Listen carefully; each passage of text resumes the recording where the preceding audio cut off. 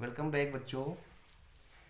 आप लोगों ने इंट्रोडक्शन ऑफ रियल नंबर का हमारा फर्स्ट वीडियो देखा। आपको ज़रूर अच्छा लगा होगा। उसमें कुछ चीज़ें आपने सीखी, जैसे टर्मिनेटिंग नॉन टर्मिनेटिंग नंबर्स किस टाइप के नंबर्स हैं। अब हमारा जो टॉपिक है उसके आगे प्रोसीड करना है।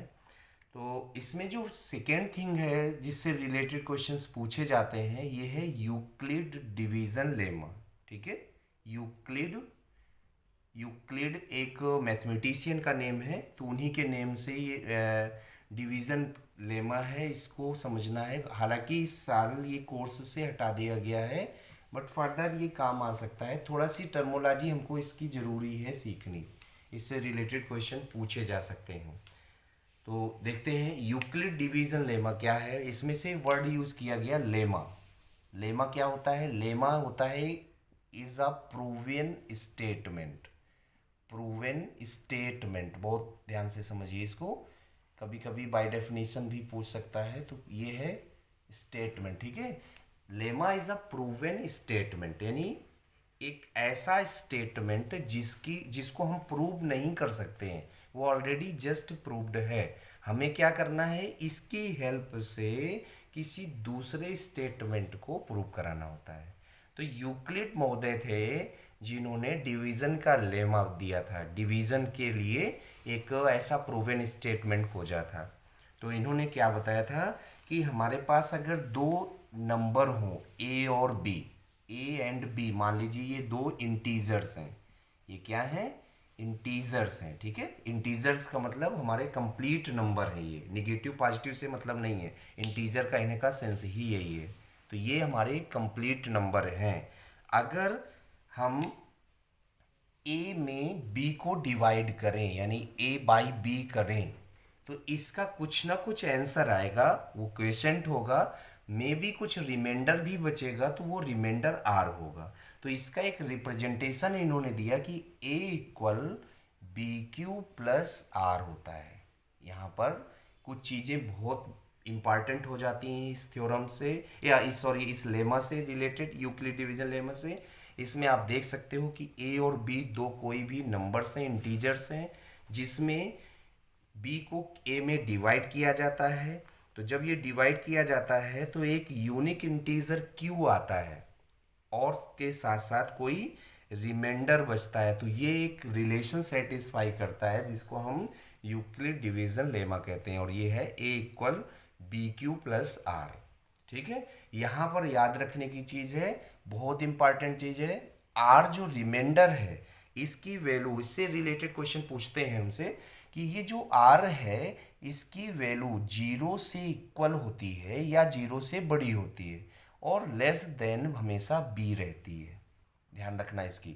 जो रिमाइंडर की वैल्यू है वो जीरो से लेकर के और बी की वैल्यू जितनी भी है, यानी हमारा जो ये दूसरा इंटीजर है उससे एक कम कह सकते हो, उसके इक्वल नहीं होती, यहाँ इक्वल का साइन नहीं है, तो ये उससे कम होती है। तो आर की वैल्यू जीरो से उस वैल्यू से एक कम। जैसे मान लीजिए कि हमारा कोई नंबर है 13, और इसमें हमें डिवाइड करना है 2 से। ठीक है। तो टू टू हमारा बी हो जाएगा, ये हमारा ए हो जाएगा। जब इसमें हम डिवाइड करेंगे तो 6 आंसर आएगा, और प्लस 1 रिमाइंडर बचेगा। तो ये जो 6 है ये क्यू की वैल्यू है, और 1 जो है ये आर की वैल्यू है। तो ये जो आर आएगा ये हमेशा इससे कम ही रहेगा, यानी 2 है तो 1 होगा, 0 होगा। 0 से स्टार्ट करके उस नंबर के एक नंबर पहले तक आपकी आर की वैल्यू आया करेंगी। ठीक है। तो ये लेमा, इस लेमा से रिलेटेड जो क्वेश्चंस होते हैं, इसमें डायरेक्टली लेमा अप्लाई करके क्वेश्चन पूछे जाते हैं, और दूसरा एल्गोरिथम पूछी जाती है। अब हमें इस एल्गोरिथम में या इस लेमा में सीखना क्या है, उस चीज़ को समझते हैं। देखिए, अगर ए और बी कोई दो इंटीजर हैं, और इन केस इनका कुछ आंसर क्यू आता है, और इन द सेंस आर की वैल्यू कभी भी जीरो हो जाती है। आर किसी भी सिचुएशन में अगर आर की वैल्यू जीरो हो जाती है, तो जो बी है ये हमारा एच सी एफ होता है। ध्यान से समझनिए। ठीक है। तो एच सी एफ जो होगा वो हमारा यही बी होगा। तो इससे हम बी की वैल्यू निकाल सकते हैं। एक एग्जाम्पल देते हैं बच्चों। देखिए, एक यूक्लिड डिवीजन लेमा के अकॉर्डिंग एक स्टेटमेंट दिया है ए इक्वल 7b, जहाँ पर ए और बी दो इंटीजर है। आपको पता है ए में बी को डिवाइड किया जाता है। बी का जो कोएफिशिएंट होता है वो क्वोशंट होता है। रिमाइंडर इसके प्लस में लिखा होता है, यहाँ रिमाइंडर कुछ लिखा नहीं है, यानी रिमाइंडर की वैल्यू 0 है। ठीक है, तो ए इक्वल 7b। अब इसमें हमसे पूछ लिया जाए कि इसका HCF क्या है, तो आप देखिए ना कि यहाँ पर रिमाइंडर 0 है। रिमाइंडर जब 0 होगा तो b के साथ वाला नंबर ही इसका HCF हो जाएगा। ठीक है, यही हमारा नंबर इसका HCF हो जाएगा। हमारा यहाँ पर मतलब ये था। अब बात करते हैं कि जब यूक्लिड डिवीजन लेमा का क्वेश्चन आता है तो हम उसकी क्वेश्चंस के थ्रू हमें इसकी एक एल्गोरिथम होती है, कोर्स से हटाई गई है अभी फिलहाल। एल्गोरिथम एक वर्ड यूज किया जाता है, ध्यान देना इसको, एल्गोरिथम। ठीक है, एल्गोरिथम। एल्गोरिथम क्या होता है? एक तरह का कह सकते हैं कि एक वेल डिफाइंड स्टेप्स की एक सीरीज होती है। वेल डिफाइंड स्टेप्स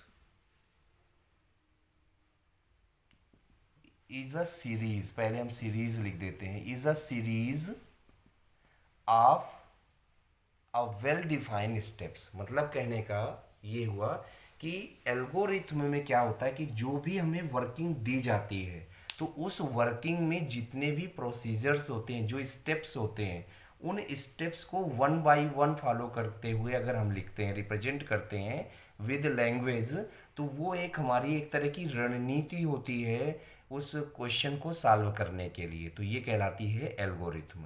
तो क्वेश्चन जो HCF निकालना है वो दो तरीके से यूक्लिड के थ्रू निकाला जाता है। एक तो हम डायरेक्ट उसका फार्मूला या लेमा अप्लाई करते हैं इक्वल BQ+R, और दूसरा यूज करते हैं हम इसकी एल्गोरिथम। आप लोगों ने अर्लियर क्लासेस में सिंपली नंबर्स के HCF सीखे हैं। हमारा जो मेन कॉन्सेप्ट है आगे इससे बढ़ने का वो रिलेट टू HCF और LCM है। ठीक है, हमें जनरली कुछ नंबर दिए जाएंगे और उनसे रिलेटेड HCF और LCM की बात करेगा। तो सिंपली पहले HCF की बात करते हैं, यूक्लिड की बात करते हैं। तो HCF निकालना है किन्हीं भी दो नंबर का या 3 नंबर्स जो भी गिवन है। तो HCF सिंपली बच्चों आप लोगों ने, जैसे मान लीजिए हमारे पास एक नंबर है 16 और एक नंबर मान लीजिए आपके पास है 28। ठीक है, सिंपली हम एक सिंपल क्वेश्चन ले रहे हैं तो HCF इसकी बात करते हैं। तो आप लोगों ने अर्लियर स्टेज में सीखा कि हमें HCF निकालना है तो हम इन दोनों नंबर का प्राइम फैक्टर कर देते हैं, और प्राइम फैक्टर जब लिख लेंगे, जैसे इसका ये हो जाएगा 2 2 जा और 7 जा, तो इस प्राइम फैक्टर, ये फैक्टराइजेशन मेथड होता है, ये सीख चुके हो। और आप इसको एज इट इज सीख भी लीजिए कि अगर कहता है बाई प्राइम फैक्टराइजेशन तो यहाँ पर क्वेश्चन सोल्यूशन नहीं आना, मल्टीपल चॉइस आना है। आपसे डायरेक्टली क्वेश्चन ये नहीं आएगा, आपको HCF निकालना आना चाहिए बस सिंपली। तो HCF कैसे निकालोगे? By factorization. तो इससे एक हो जाएगा 2, और कैसे हो जाएगा आप समझिए, जब भी आप दोनों के फैक्टर लिख लें तो जो नंबर दोनों ही फैक्टर में कॉमन हो उसको सिंगल टाइम आपको यहाँ पर नोट करना है। ऐसे आप देख सकते हो ये 2 दोनों में है तो एक 2 और आ गया, तो इसका जो HCF होगा वो आ जाएगा, उस उन नंबर्स का प्रोडक्ट आ जाएगा जो दोनों नंबर्स में कॉमन से दिखते हैं। ठीक है, तो HCF आप इस तरह से बाई प्राइम फैक्टराइजेशन इसका सॉल्व कर सकते हो। दूसरा होता है एक division method. By division method जब हम HCF सॉल्व करते हैं तो ये 16, यानी जो नंबर छोटा होता है उसको बड़े में डिवाइड करते हैं। 16 1 जा 16, यहाँ से बचे 2, ये बचा 1, फिर इसको डिवाइड किया, जो रिमाइंडर बचेगा उस रिमाइंडर को एक बार आपको ये जो A इक्वल BQ+R है, इसमें समझिए है क्या सारी चीज़ें, ये आपका डिविडेंड है, ये डिवाइज़र है, ये क्वेसेंट है, ये रिमाइंडर है। तो इसी तरह से ये आपका डिवाइज़र बनता जाएगा और ये डिविडेंड की तरह ट्रीट होगा। तो अब देखिए 12 का डिवाइड इसमें 12 1 जा 12, बचे 4, 4 का डिवाइड 12 में 4 रिमाइंडर बचे, तो एक बार 4 फिर से इसमें डिवाइड किया जाएगा जिसको पहले डिवाइड किया था। ठीक है, तो 4 का इसमें डिवाइड किया, 4 3 जा 12, और ये प्रोसेस तब तक आपको फॉलो अप करना है जब तक कि ये कंप्लीट डिवाइड नहीं हो जाता है। जिस नंबर से ये कंप्लीट डिवीज़न होता है वही आप HCF बोलते हो कि ये इसका HCF हो गया, तो इसका HCF4 हो गया। ठीक है, तो सिंपली बच्चों बाई डिवीज़न मेथड ये प्रोसेस आपने अर्लियर में सीखा है क्लासेस में, बट यहाँ पर आपको इसको लेमा के थ्रू सॉल्व करना है। और लेमा में या तो एल्गोरिथम सॉल्व करनी है और या फिर आपको स्टेप्स उसके बाई डायरेक्टली मेथड्स लिखने हैं, यानी उसको कह सकते हो स्टेप बाय स्टेप इसको सॉल्व करना है। तो एल्गोरिथम बनानी है, हम लैंग्वेज एल्गोरिथम में लिख दे सकते हैं और नहीं भी लिख सकते हैं। तो हम सिंपली क्या करते हैं, इसके स्टेप्स बाई लिख देते हैं, बाई यूक्लिड डिवीज़न लेमा। ठीक है, EDL शॉर्ट में बोलेंगे, बाई यूक्लिड डिवीज़न लेमा। ये हमारा 28 जो है ये A का काम करेगा, और ये जिससे डिवाइड कर रहे हो ये हमारा B होता है, जो क्वेश्चन आता है ये हमारा Q होता है, और प्लस रिमाइंडर जो बचता है ये रिमाइंडर होता है। तो ये हमारा स्टेप फर्स्ट बन जाता है। ठीक है, इसमें आप लिखोगे कि R is equal 12 is not equal to 0, तो हमारा ये स्टेप आगे फर्दर फिर से चलने लगता है। तो स्टेप सेकेंड में फिर से आप देख सकते हो इसका 16, ठीक है, 16 इक्वल 12 इंटू 1, क्योंकि 12 इस बार 12 यहाँ पर क्या कर रहा है, डिवाइड कर रहा है, तो 12 इन 12 हमारा हो गया B की वैल्यू, और 1 हो गई इसकी क्वेश्चन, प्लस रिमाइंडर फिर है 4, तो इस तरह से 4 लिख लिया। इसके बाद यहाँ पर भी आप लिखोगे कि R जो है ये हमारा, इसको रब कर देते हैं, R जो है हमारा क्या है, 0 नहीं है, यानी R की वैल्यू है 4 जो कि 0 से इक्वल नहीं है। तो स्टेप हमारा नेक्स्ट, और ये तब तक चलता रहे, स्टेप थर्ड स्टार्ट हो जाएगा। स्टेप थर्ड में आप देख सकते हो 12 इक्वल 4 इंटू 3, अब ये 0 हो गया, तो यहाँ पर रिमाइंडर जो है 0 है, सो सीधे लिख देंगे HCF बिकम 4, ये जो 4 है यही HCF हो जाता है। तो ये प्रोसेस होता है किसी भी क्वेश्चन का बाई एल्गोरिथम, बाई लैंग्वेज में थोड़ी सी लैंग्वेज लिखना कि ये डिवाइज़र है, ये डिविडेंड है, इस तरह से।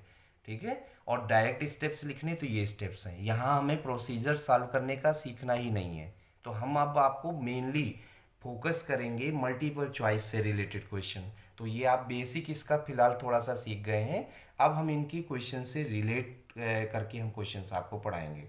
तो देखिए कैसे क्वेश्चंस इससे रिलेट आते हैं। देखिए जनरली जो पहला क्वेश्चन इसमें होता है, रिलेट होता है किसी भी नंबर का फैक्टर ट्री बन के आता है। सिंपली आप फैक्टर करना सभी नंबर का जानते हो, बट वो नंबर इस तरह से कुछ फैक्टर लिख करके आता है, इस तरह का, इसको बोलते हैं फैक्टर ट्री। ठीक है, तो इसमें कुछ जगह अननोन है, यहाँ पर ब्लैंक है, इस ब्लैंक को फिलअप करना है। क्या आएगा ये कह के कि ये क्वेश्चन आया और इसमें ये क्या आएगा ये पूछ लेता है कि इनकी प्लेस में क्या वैल्यू रखेंगे, तो उसी का ऑप्शन बना सकता है। तो देखिए बच्चों, जब भी ऑप्शन आपको बनाना है तो हमेशा ही यहाँ से सॉल्व करना है। ठीक है, इन 3 ब्लॉक्स को पहले देखना है, सबसे नीचे वाले, इनमें से 3 में से आपको 2 ब्लॉक मिल जाएंगे। अगर ये दोनों आपको गिवन है तो आप सिंपली इनको इससे मल्टीप्लाई कर लोगे, जो रिजल्ट आएगा यहाँ लिख लोगे, तो ये आपका 91 इसका नॉन वैल्यू जो थी वो आ गई, मतलब इसको हमने इससे मल्टीप्लाई कर दिया। बाई चांस ये दोनों दिए जाएं तो आपको ऐसी सिचुएशन में क्या करना है, इसको डिवाइड करना है और ये रिजल्ट लिखना है, या ये दोनों दिया जाए तो इसको इसमें डिवाइड करना है और ये रिजल्ट लिखना है यहाँ पर, और यही प्रोसीजर आगे के 3 में फॉलो करना है। तो जब नीचे के 3 सॉल्व हो जाएं तो अब फिर नेक्स्ट 3 में ये वाले में आइए, तो देख सकते हो ये नीचे के 3 के बाद में ये सेकेंड 3 है, तो इसमें भी अब ये तीनों के तीनों नोन है। अगर इनमें से कोई एक अननोन हो तो वही सेम प्रोसीजर है इसका भी सॉल्व करने का। ठीक है, तो जब ये आपका सॉल्व हो जाए तो फिर आप उसके ऊपर के 3 में पहुंचोगे। तो यहाँ से आप देख सकते हो ये 3 है, अब इसमें से एक अननोन हो गया, तो आप देख सकते हो ये और ये क्योंकि सिंगल और इसमें ये ब्रांच इसकी, तो इसमें जब ब्रांच का एक वैल्यू दी जाए और यहाँ पर दी जाए तो इसको डिवाइड करना है। आप 455 का इसमें डिवाइड कर लोगे, तो आई थिंक 4 3 ज़ा 12, 3 टाइम जा रहा है, 3 5 ज़ा 15, 3 5 ज़ा 15 1 16, 3 4 ज़ा 12 1 13। तो इस तरह से ये 2 अननोन जो थे वो आपके आ जाएंगे, और इनसे रिलेटेड कुछ और कोई क्वेश्चन पूछ सकता है कि इनके प्राइम फैक्टर्स में HCF क्या है या कुछ समथिंग, इस तरह से आप निकाल सकते हैं।